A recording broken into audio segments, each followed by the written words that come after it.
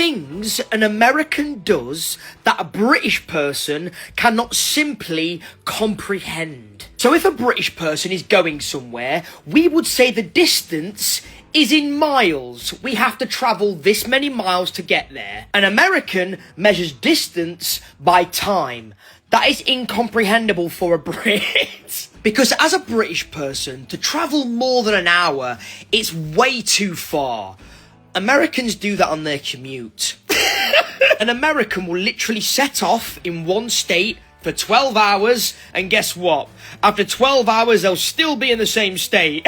And that's why Americans measure distance by time. If a Brit has somewhere to go that is over an hour away, we're considering not going. And Americans doing that, no issue whatsoever. I honestly believe no time is too long for an American to drive. Americans are machines when it comes to driving. Things that exist in the UK but do not exist in America. And that thing is a speed limit. Look, I know speed limits exist in America, but they do not exist in an American person's vocabulary. An American person will do their utmost to beat that GPS time every single time without fail. It is one of the singular most terrifying experiences being in a vehicle with an American. A speed limit to an American is simply a suggestion. It is a game to an American. When they see that ETA, that estimated arrival time on that GPS, yeah, that's getting beat.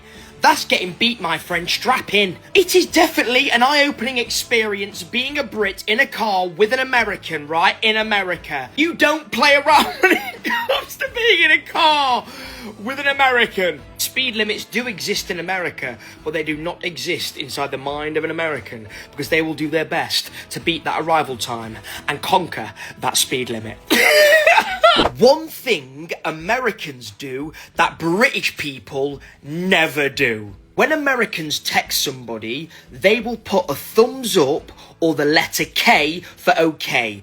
If you do that in the UK, right, people will assume something is very wrong. If you reply to somebody in the UK with just OK or K or a thumbs up, they will assume you are very upset with them. For example, I was texting an American and they replied with K and a thumbs up.